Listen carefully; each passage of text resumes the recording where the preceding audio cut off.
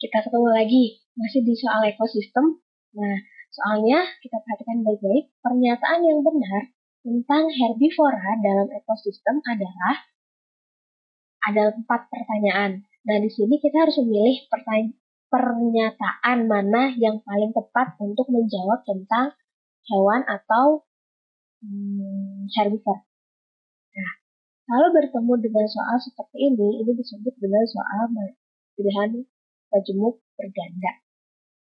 Nah, jika menemukan soal seperti ini, jika jawaban yang tepat adalah jawaban yang A, maaf, saya balik. Jika jawaban yang tepat adalah nomor 1, 2, dan 3, maka jawabannya A. Jika jawaban yang tepat 1 dan 3, maka jawabannya B.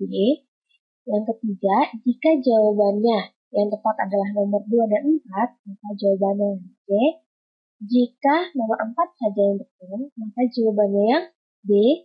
Dan kalau 1, 2, 3, atau semua pernyataan sesuai untuk menjawab soal, maka jawabannya adalah yang E. Nah, sekarang mari kita amati pernyataan-pernyataan berikut. Pernyataan pertama, faktor abiotik membatasi kehidupan herbivora.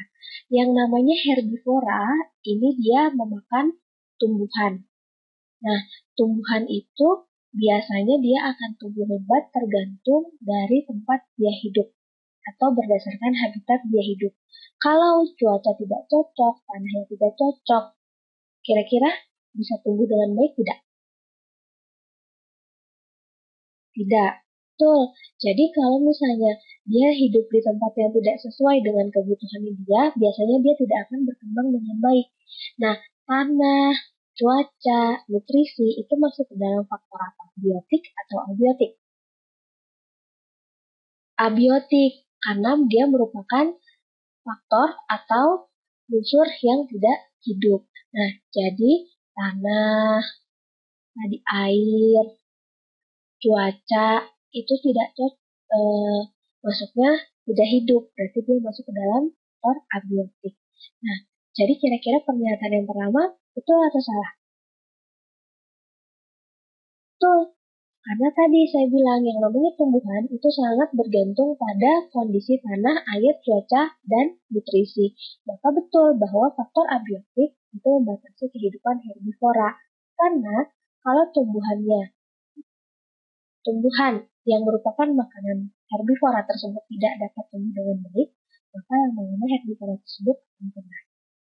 Yang kedua, kepadatan populasi herbivora dibatasi oleh interaksi antar spesies. Apa maksudnya kepadatan populasi? Jadi jumlah populasi atau jumlah individu dari suatu populasi itu dibatasi oleh interaksi antar spesies. Misalnya, yang namanya herbivora, contoh dari herbivora yang paling sering kita tahu apa aja? Sapi, apalagi? Kelinci, terus kuda, nah, dan sebagainya. Nah, yang dimaksud dengan antar spesies berarti di mana sapi berinteraksi dengan kelinci, sapi berinteraksi dengan kuda. Nah, mana kira-kira nih yang bakal lebih cepat hidupnya atau yang lebih kuat dalam bertahan hidup? Ya, misalnya sapi dan kuda lebih bisa bertahan hidup, berarti kelinci akan tersingkir kan dari tempat itu. Nah, oleh karena itu, semakin banyak populasi sejenis, maka akan semakin tinggi tingkat kompetisinya. Jadi, yang nomor 2 juga. Yang ketiga, terdapat kompetisi intraspesies. Yang namanya intraspesies berarti masih dalam satu spesies yang sama.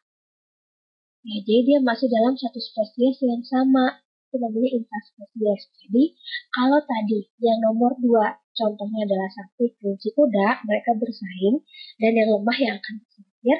Kalau yang ketiga, ini masih dalam satu spesies, sapi dengan satu lagi.